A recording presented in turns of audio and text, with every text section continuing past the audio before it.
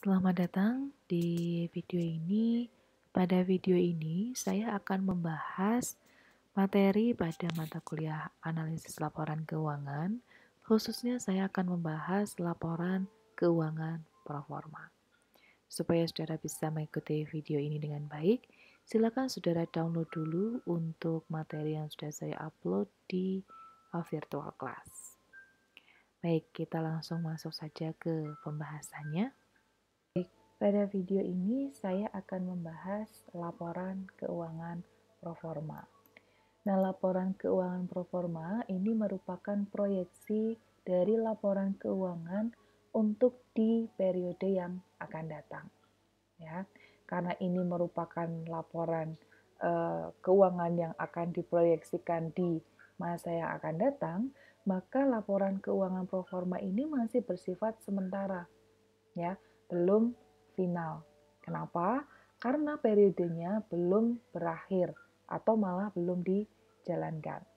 Dan sebagian datanya itu masih berupa taksiran gitu ya, masih berupa taksiran sehingga untuk laporan keuangan proforma ini sifatnya masih sementara. Nah, laporan keuangan proforma itu biasa digunakan saat proses pengambilan keputusan, ya. Kenapa? Karena laporan keuangan yang dalam bentuk formal itu biasanya belum tersedia. Maka terkadang ya itu atau seringkali malah untuk laporan keuangan proforma ini digunakan dalam atau kondisi saat pengambilan keputusan. Nah, setiap proses pengambilan keputusan selain dibutuhkan analisis terhadap informasi keuangan di masa lalu, juga diperlukan analisis terhadap proyeksi ya atau informasi keuangan yang mungkin akan terjadi di masa yang akan datang. Nah, di materi-materi sebelumnya atau di video yang sebelumnya itu kita sudah membahas terkait dengan perhitungan analisis yang sudah terjadi, gitu ya. Nah, ini kita kombinasikan ya, kita kombinasikan dengan tadi analisis, lalu laporan keuangan yang sudah ada dan juga harapan atau keinginan atau target ya di masa yang akan datang. Sehingga ketiga informasi ini kita kombinasi, maka bisa dibuat laporan keuangan proforma ya. Nah, untuk dasar penyusunan ya seperti yang tadi ini saya sampaikan, dalam menyusun laporan keuangan proforma ada 3 informasi yang kita butuhkan. Yang pertama itu adalah laporan keuangan di periode-periode sebelumnya. Ya, ini tidak boleh kita lepas karena laporan keuangan periode-periode sebelumnya ini ya bisa menjadi patokan ya atau bisa menjadi gambaran bagaimana posisi atau bagaimana keadaan nanti kalau kita ingin menarget di tahun yang akan datang ya berdasarkan dari laporan keuangan di periode sebelumnya. Lalu yang kedua adalah rasio keuangan. Ya, ini juga penting gitu ya karena ini adalah dasar ya saudara menghitung dari berdasarkan laporan-laporan sebelumnya saudara mendapatkan hasil rasio keuangan. Lalu yang ketiga itu adalah proyeksi atau perakiraan atau harapan target anggaran atau asumsi untuk periode yang akan datang. Jadi keuangan itu inginnya kondisinya seperti apa? Mau naikkah ya atau mau sama gitu ya, tidak ada perubahan. Kalau mau naik berapa persen? Nah, harapan dan target ini harus dituangkan gitu ya. Jadi dari informasi masa lalu, kemudian rasio-rasio keuangan yang digunakan ya, kemudian juga harapan disusunlah laporan keuangan proforma. Sehingga untuk prosedural dalam penyusunan ya, nantinya saudara akan memproses atau memproyeksi penjualan periode yang akan datang. Ya. Jadi nanti saudara bisa memproses atau memproyeksi ya penjualan di periode yang akan datang. Lalu biaya-biayanya berapa? Lalu juga aktiva utang modalnya berapa untuk mendukung kegiatan operasional. Lalu biaya pendanaannya berapa? Ya, Kemudian laba di periode yang akan datang itu juga bisa kita proyeksikan dalam laporan keuangan pro forma. Lalu juga aliran kas ya dari kegiatan operasi, kemudian investasi dan pendanaan di periode yang akan datang itu akan seperti apa. Berdasarkan dari prosedur penyusunan ini ya, nanti saudara akan menyusun laporan keuangan pro forma, baik itu laporan laba rugi, kemudian laporan uh, laporan hasil keuangan gitu ya. Kemudian bisa juga nanti laporan arus kas atau juga laporan laba ditahan. Nah, dari laporan-laporan ini ya tergantung ya informasi apa atau laporan keuangan yang mana yang akan saudara buat. Jadi belum tentu ya nanti di dalam kasus ataupun di dalam praktik saudara diminta mungkin hanya laporan laba rugi saja. Maka yang saudara proyeksikan berarti yang poin 1 dan 2. Ya. Kemudian kalau misalnya untuk laporan posisi keuangan gitu ya, saudara nanti mungkin yang di poin ke-3. Tadi yang laporan laba rugi bisa yang sama 1, 2, dan 5. Nah ini dilihat juga dari informasi yang tersedia. Ya, jadi nanti kita akan hitung nih satu persatu untuk memenuhi beberapa akun yang ada di dalam masing-masing laporan. Oke, selanjutnya itu adalah kita akan contoh ya, kita akan praktik bagaimana membuat laporan keuangan pro forma.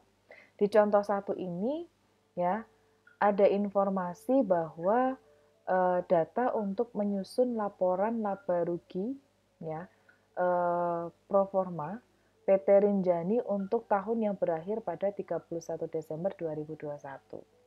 Nah, ini ada informasi poin A dan sampai dengan poin D itu adalah informasi terkait dengan rasio. Ya. Yang pertama, current rasio itu adalah 2. Liabilitas lancarnya per 31 Desember 2021 ditetapkan sebesar 900.000. Nah, berarti ini adalah proyeksi atau harapan. Di tahun 2021 itu inginnya liabilitas sebesar ini. Kemudian yang selanjutnya adalah komposisi aset itu 25% untuk kas, piutang usaha 35, dan persediaan 40%. Kemudian piutang usaha ini naik 20%. Persediaan naik 20% ya. Selanjutnya adalah untuk account receivable turnover-nya Indis itu 20 hari. Kemudian untuk inventory turnover-nya dalam hari itu adalah 45 hari. Lalu earning per share-nya itu adalah 22,50 dengan jumlah rata-rata saham beredar itu adalah 100.000 lembar. Tarif pajaknya 25%, time interest earned-nya itu adalah 9, lalu komposisi biaya dan beban penjualan itu 60% untuk beban penjualan, lalu beban administrasi itu 40%. Nah, berdasarkan data ini, saudara diminta untuk membuat laporan laba rugi pro forma. Ya. Oke, untuk pembahasan ini saya akan menggunakan Excel ya, supaya saudara nanti mudah untuk memahami bagaimana kita akan menghitung masing-masing informasi sehingga nanti akan tersusun satu laporan laba rugi pro forma. Kita langsung masuk aja ke contoh 1 ya untuk pembahasannya. Baik, untuk contoh pertama ini sudah saya buatkan perhitungan. Semoga ini nanti akan membantu dalam saudara memahami pengerjaan dari laporan keuangan pro forma. Baik, di informasi pertama ini ada informasi tentang current ratio itu sama dengan 2. Lalu liabilitas lancar per 31 Desember 2021 ditetapkan sebesar 900. Nah, kita akan lihat untuk current ratio itu dari informasi ini apa sih yang ingin kita ketahui gitu ya. Nah, kita lihat dulu untuk current ratio ya. ini adalah aset lancar dibagi dengan liabilitas lancar. Ya. Nah, di sini kita ingin mengetahui berapa besaran dari aset lancar. Berarti ya. Kenapa? Karena informasi liabilitas lancar sudah kita ketahui, ya. Tetapi yang belum kita ketahui adalah nilai dari aset lancar. Sehingga untuk aset lancar, ya, itu diperoleh dengan cara untuk current ratio, ini tadi aset lancar dibagi liabilitas lancar, ini kita masukkan nilainya 2, kemudian aset lancar dibagi 900, sehingga untuk aset lancar itu adalah 900.000 dikali 2, sehingga ketemu aset lancar 1.800.000. Ya. Nah, ini contoh untuk yang perhitungan seperti ini nanti akan sering ketemu.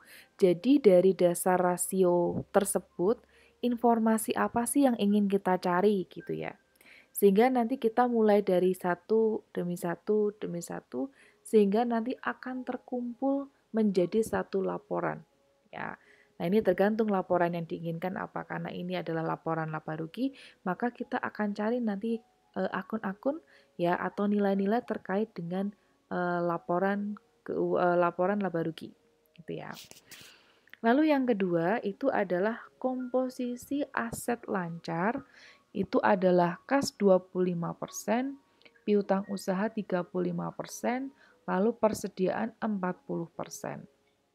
Oke. Nah, untuk aset lancar tadi totalnya adalah 1.800.000 ya. Lalu aset lancar ini terdiri dari kas, piutang usaha, dan persediaan. Sehingga tinggal saudara cari aja nilai 1.800.000 dikali dengan masing-masing persentase. Sehingga ketemu nilainya sekian. Ya, ini silakan sambil coba dihitung ya untuk perhitungan ini. Kalau mungkin saya ada kekeliruan saat pengerjaan untuk laporan laba rugi proforma ini. Lalu selanjutnya itu adalah piutang usaha per 31 Desember 2021 mengalami kenaikan dibandingkan tahun lalu. Ya, sehingga dari nilai ini kita bisa mengetahui berapa nilai piutang usaha di tahun 2021 nanti. Ya, proyeksinya mau berapa. Dari piutang usaha sebelumnya ini ya 35% sebesar 630 ya. Lalu ini nilainya 120%. Ya. Berarti nilai 120% ini, mohon maaf, ini yang 630 ini adalah nilai akhirnya. Berarti kalau nilai akhirnya 630, ini adalah kenaikan sebesar 20%, berarti 630 ini merupakan 120%-nya.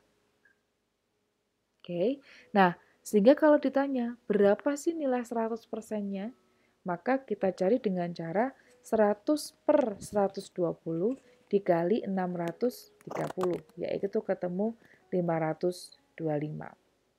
Nah, ini kita jadi tahu berapa piutang usaha awalnya, lalu berapa piutang akhirnya tadi. Ya. Nah, ini biasanya nanti digunakan untuk menghitung rata-rata piutang usaha. Nah, ini bisa saudara hitung juga rata-ratanya mulai dari di poin ini. Ya, nanti ketemunya berapa. Kalau rata-rata berarti awal ditambah akhir dibagi 2. Ya, sehingga ketemu 577.500. Nah, untuk persediaan ini sama konsepnya dengan yang piutang.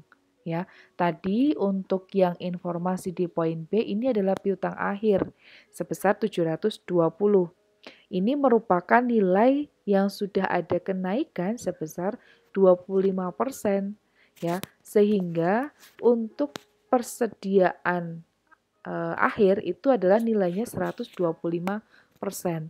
Maka kalau ditanya berapa nilai 100%-nya, ya, atau nilai awalnya, berarti ini adalah nilai 100%-nya. Maka 100 per 125 dikali 720, maka ketemu 576. Sehingga kalau saudara mau hitung sekalian berapa rata-rata persediaannya, Maka ini adalah 720 ditambah 576 dibagi 2. Maka ketemu 648. Ya. Nah, informasi rata-rata ini nanti akan kita gunakan untuk menghitung di poin E dan F. Ya. Nah, di poin E dulu ya, itu ada informasi jumlah hari pengumpulan piutang usaha atau account receivable turnover in days-nya itu adalah 20 hari. Ya, maka perputaran dalam hari itu adalah 20. Ya, 20 hari. Perputaran dalam hari 20. Kemudian kalau dihitung dalam 1 tahun itu berapa kali sih untuk perputarannya? Maka untuk perhitungan tersebut kita cari dengan cara 360 hari dibagi 20, maka ketemu 18 kali. Ya. Nah, maka kalau misalnya kita masukkan ke dalam rumus untuk perputaran piutang, ya karena kita ingin mencari informasi terkait dengan penjualan, maka di sini untuk perputaran piutang itu kita cari dengan cara penjualan dibagi dengan rata-rata piutang usaha. Ya. Perputaran piutang kita masukkan nilainya 18, penjualan belum kita ketahui. Lalu untuk rata-rata tadi sudah kita hitung ya, piutang usaha 576. Maka ketika kita masukkan nilainya penjualan itu adalah 577 dikali 18. Maka ketemunya sekian. Ya. Nah, ini sama dengan yang ada di poin E, hanya ini untuk yang persediaan. Dicari dulu berapa kali dalam 1 tahun. Maka ini ketemu 8 kali. Kemudian untuk perputaran persediaan ini ya, kita ingin mencari beban pokok penjualan. Kenapa? Karena untuk rumus perputaran persediaan itu adalah beban pokok dibagi rata-rata persediaan. Ya. Nah, kita sudah dapat nih informasi untuk perputaran persediaan itu 8 kali, beban pokok belum ada, lalu rata-rata persediaan itu adalah 648. Sehingga untuk beban pokok itu adalah 648 dikali 8, ketemu 518. Oke, itu untuk poin F. Ya, poin F. Kemudian selanjutnya adalah laba per lembar saham atau earning per share. Ya, ini sebesar 22,5. Ya, 22,5. Nah, ini kita catat dulu untuk lembar per sahamnya, laba per lembar saham, lalu juga rata-rata saham beredar. Nah, untuk earning per share itu rumusnya adalah earning after tax atau laba setelah pajak dikurangi dividen saham preferen dibagi rata-rata saham yang beredar. Nah, earning per share-nya kita masukkan 22,5. Kemudian laba setelah pajak itu kita kurangkan dengan 0 karena kita mau cari earning after tax-nya. Dikurangi 0 karena tidak ada saham preferen dibagi 100.000. Maka ketemu earning after tax-nya atau laba setelah pajak itu adalah 22,5 dikali 100.000. Maka ketemu 2.250. Ya, ini earning after tax. Penjualan udah dapat, beban pokok udah dapat, earning after tax belum dapat. Oke, kita akan cari lagi. Ya. Selanjutnya adalah tarif pajak. Itu adalah 25%. Pajaknya itu 25%. Lalu untuk earning after tax itu dicari dengan cara ya, laba sebelum pajak dikurangi pajak. Nah, laba sebelum pajak itu nilainya adalah ya 100%. Ya, maka di sini 100% ya dikurangi pajaknya. Baru nanti itu adalah proporsi untuk earning after tax itu adalah 100% dikurangi 25% dikali dengan earning before tax-nya. Ya, jadi earning after tax ini adalah persentase 100% dikurangi pajak dikali dengan earning before tax. Nah, kita masukkan nilainya. Ya, sehingga ketemu earning before tax itu adalah 2.250.000 dibagi 75%. Ya, maka ketemu 3 juta. Selanjutnya itu adalah time interest earned. Nah, di sini itu nilainya adalah 9. Untuk rumus ini, ya rasio ini itu adalah laba operasi dibagi beban bunga. Kita masukkan nilai 9, lalu beban operasi ya itu dibagi dengan 9. Kemudian kita cari dulu, ya kita balik, yang kita buat itu adalah beban bunga itu sama dengan 1/9 dikali laba operasi. Ya, karena kita mau cari nih dari rumus ini kita ingin buat menghitung berapa laba operasinya. Kita akan menghitung berapa laba operasi. Nah, laba operasi ya itu nanti akan dikurangkan dengan beban bunga, itu akan ketemu laba sebelum pajak. Laba sebelum pajak sudah kita hitung di poin H, ya. Maka earning before tax ini adalah laba operasi dikurangi dengan bunga. Ya. Nah, laba sebelum pajak kita masukkan 3 juta, kemudian laba operasi dikurangi rumus yang ini, ya, beban bunga ini kita masukkan ke dalam perhitungan beban bunga ini. Ya. Nah, kemudian setelah ini ya, Saudara sesuaikan ya. Jadi laba operasi dikali dengan ini ya. Kemudian laba operasi dengan laba operasi. Ya, dikurangkan. Sehingga ketemu laba operasi laba operasi dikurangi 1/9 laba operasi. Sehingga ketemu nilai 8/9 laba operasi. Nah, dari perhitungan ini laba operasi sama dengan 9/8 dikali 3 juta. Maka ketemu nilainya laba operasi 3.375. Nah, dari nilai ini kita baru bisa menghitung beban bunganya, yaitu 1/9 dikali laba operasi, ketemu 375. Ya. Oke, mungkin ini yang beberapa ada yang sedikit bingung. Jadi kalau nanti bingung terkait ini silahkan ditanyakan. Lalu selanjutnya itu adalah yang terakhir terkait dengan komposisi dari biaya operasi. Nah, tadi kita sudah ketemu laba operasi, sudah ketemu penjualan, beban pokok, earning after tax, earning before tax, beban bunga, laba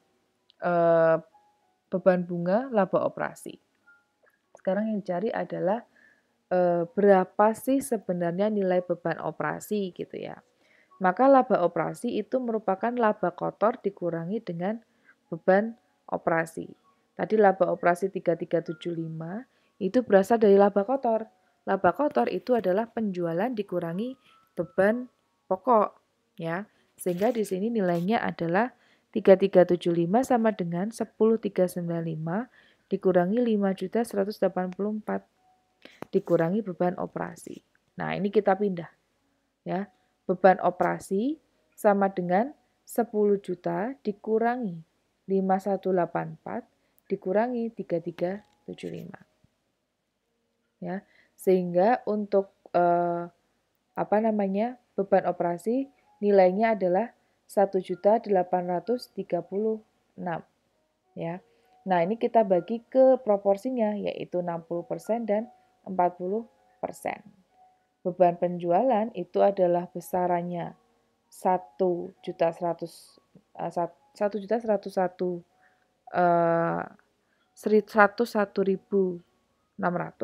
lalu untuk beban administrasi adalah 734.400 ya. tinggal saudara kalikan. Nah, ini informasi sudah dapat, baik itu dari penjualan sampai dengan earning after tax.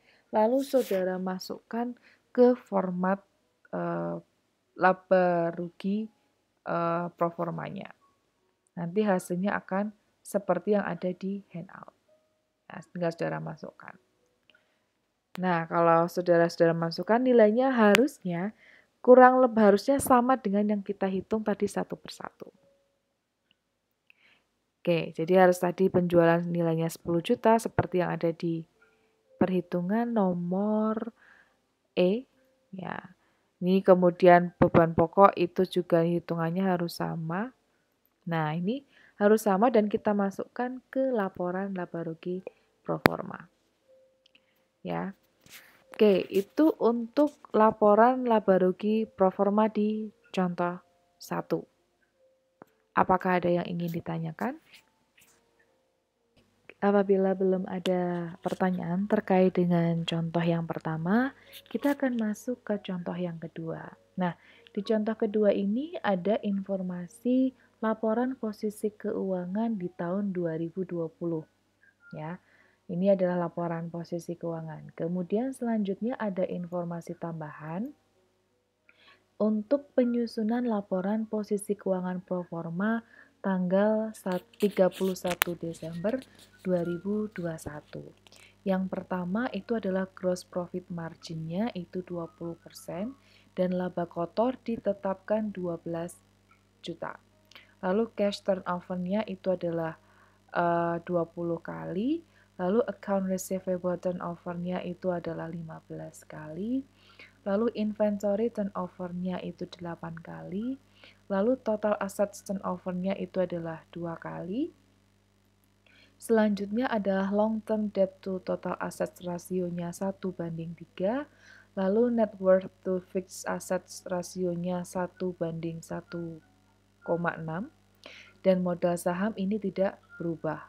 Lalu untuk komposisi liabilitas lancar dan utang usaha, ya, liabilitas lancar itu terdiri dari utang usaha 55%, lalu utang wesel 45%. Nah, berdasarkan dari informasi laporan posisi keuangan tahun 2020, dan juga informasi terkait dengan tadi rasio, kemudian juga harapan di tahun 2021, saudara diminta nih untuk menyusun laporan posisi keuangan proforma tanggal 31 Desember 2021.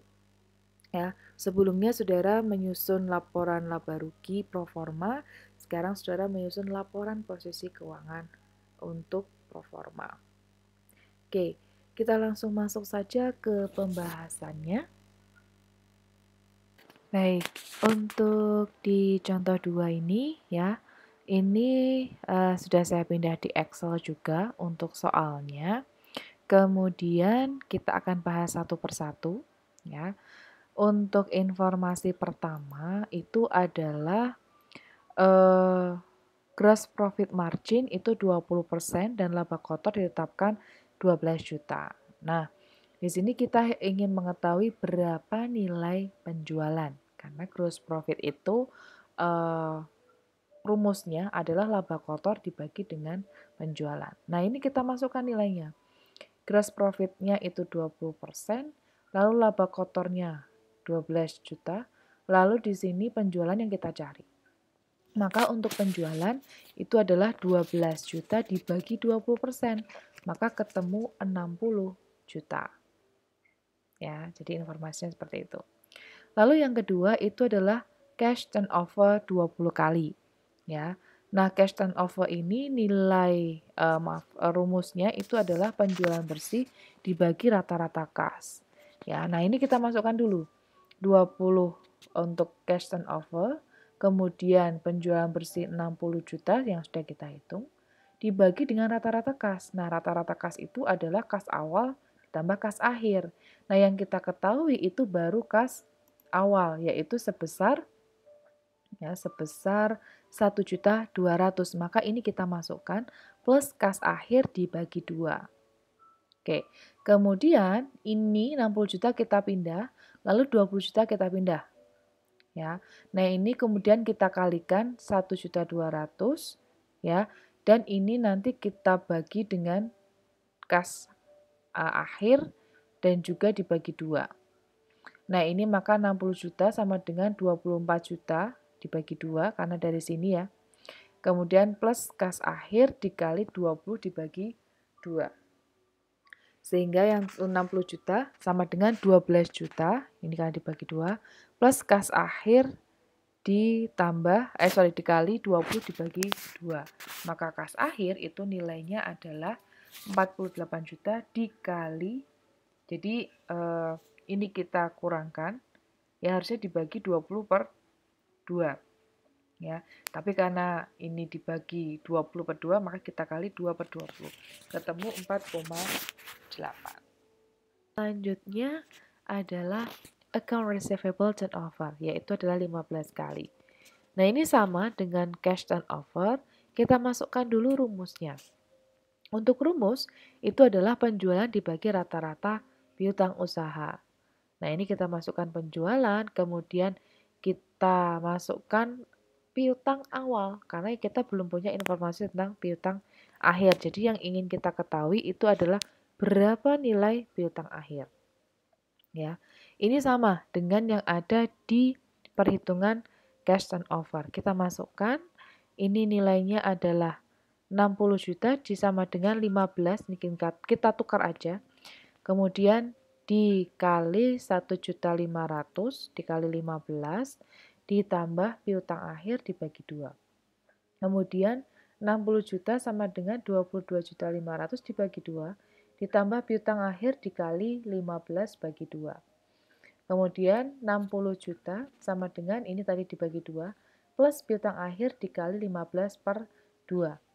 Lalu piutang akhir itu adalah 60 dikurangi 11, 250 dikali 2 per 15 karena seharusnya kan dibagi 15 per 2. Tapi bisa kita kalikan dengan 2 per 15. Maka ketemu 6.500.000. Oke, kemudian untuk inventory turnover juga sama. Kita ingin tahu berapa persediaan akhir. Ya. Nah, ini kita masukkan ya sehingga ketemu nilai persediaan akhir 9.700.000 ya. Nah, ini perhitungan-perhitungan seperti ini mungkin saudara sudah pernah mengalami ya di matematika. Maka ini kita pakai juga untuk laporan laporan keuangan proforma ya. Jadi mungkin saudara akan remind sedikit ya atau mengingat-ingat kembali ya bagaimana saudara melakukan perhitungan ini. Silakan logika matematikanya digunakan gitu ya. Oke, selanjutnya itu adalah total aset turnover. Nah, ini sama perhitungannya, kita pengen tahu berapa total aset akhir ya. Nah, berdasarkan dari total aset akhir itu ada nilai 48 juta untuk total aset terakhir ya. Nah, ini sama tadi kita masukkan nilainya. Kemudian dari nilai ini kita bisa menghitung berapa total dari aset tetap. Yaitu dengan cara total aset akhirnya ya, total aset total asetnya itu adalah ya tadi 48 juta dikurangi dengan total aset lancar. Nah, total aset lancar itu kan tadi isiannya adalah kas, piutang usaha, dan juga persediaan. Nah, ini kita masukkan 4,8 juta, 4.800.000 ditambah 6.500.000 ditambah 9.700.000. Maka ketemu 48 juta dikurangi 4.800.000 dikurangi 6.500.000 dikurangi 9.700.000. Oke, sorry, ini bukan dikurangi, tapi ini harusnya ditambah. Maaf. Karena dalam kurung. Ya. Ini ditambah. Maaf, saya ubah. Oke, jadi ini dikurangi total aset lancar, maka ketemu 27 juta. Ya. Nah, dari total aset tetap ini, ya, kemudian kita masuk ke poin F, itu adalah long term debt to total asset ratio. Ya, aset rasio 1:3 ya. Berarti kalau kita tanya berapa utang obligasi, maka nilainya atau rumusnya adalah sepertiga dikali dengan total aset. Ya, berarti adalah sepertiga dikali 48 juta, ketemu 16 juta. Lalu selanjutnya adalah net worth to fixed assets ratio, itu adalah 1:16. Nah, ini sama berarti, dan modal saham tidak berubah ya. Berarti ini kita cari total ekuitasnya. Ya, total ekuitas sama dengan 1/1,6 dikali total asetnya. Ini tadi sudah kita hitung di sini. Ya. Sorry, ini belum saya lupa. Nilainya adalah 27 juta.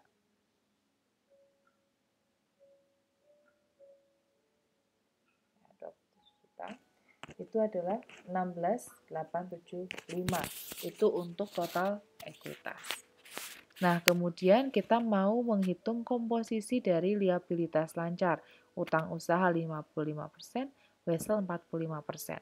Sehingga kita berdasarkan dari utang obligasi, total ekuitas, dan total aset. Jadi kan total aset dan juga total liabilitas dan ekuitas itu kan nilainya harus sama. Kita sudah punya utang obligasi 16 juta, total ekuitas 16.875. Selisihnya ini adalah liabilitas lancar. Ya. Maka ini tadi rumusnya adalah total liabilitas dan total aset ini sama. Lalu kita masukkan liabilitas lancar tambah utang obligasi ditambah total ekuitas, itu nilainya adalah total aset. Angka yang sudah ada kita masukkan, sehingga liabilitas lancar ini ketemunya adalah 15.125. 55% untuk utang usaha, lalu 45% untuk yang utang wesel. Ya, sehingga untuk informasi ini coba kita masukkan dari semua informasi tambahan tersebut sudah kita hitung, lalu barulah kita buat ke laporan posisi keuangan proformanya. Jadi angka-angkanya tinggal kita masukkan ke dalam format dari laporan posisi keuangan proforma. Ya, ini sama dengan yang ada di handout ya, sudah saya masukkan. Ya, hanya perhitungannya saya jabarkan di Excel. Baik, itu untuk contoh yang kedua, kita membuat laporan posisi keuangan proforma. Apakah ada yang ingin ditanyakan? Demikian untuk video kali ini. Jika ada yang ingin ditanyakan, bisa komen di bawah. Teruntuk mahasiswa saya, jika ada yang ingin ditanyakan, bisa kontak di WA. Semoga apa yang saya sampaikan ini bermanfaat. Sekian dan sampai jumpa.